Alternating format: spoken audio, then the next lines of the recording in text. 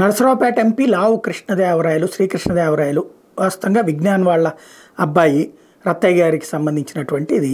అయితే ఇక్కడ కీలకం ఏంటంటే క్రిందటిసారి తను గుంటూరు నుంచి పోటీ చేయాలని ఆశించాడు.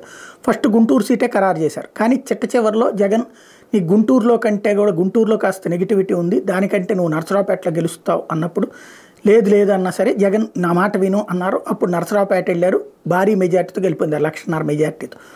ఈ దఫా ఆయన్ని గుంటూరు వెళ్ళమని జగన్ చెప్తున్నారు, నరసరావుపేటలోనే పోటీ చేస్తానని శ్రీకృష్ణదేవరాయలు అంటున్నారు. అలాగే నాగార్జున యాదవ్ ఎవరైతే వైఎస్ఆర్ కాంగ్రెస్ పార్టీ అధికార ప్రతినిధికి దాదాపుగా టికెట్ ఖరారైందని చెప్తున్నారు. అయితే వీళ్ళు ఎమ్మెల్యేలు కొంతమంది ఎవరినో తీసుకొచ్చి మా నెత్తిని రుద్దద్దని చెప్పడం వలన ఆగారు అని చెప్తున్నారు. మరి నరసరావుపేట ఎంపీ ఇవ్వకపోతే తను పోటీ చెయ్యబోనని కృష్ణదేవరాయలు చెప్పారు జగన్కి ఓపెన్గా అన్నటువంటి మాట చెప్తున్నారు. శ్రీకృష్ణదేవరాయల కోసం వెయిట్ చేస్తున్నది ఈనాడు, ఆంధ్రజ్యోతి, తెలుగుదేశం పార్టీ, TV5, మహా టీవీ, ఈటీవీ, ABN కూడా.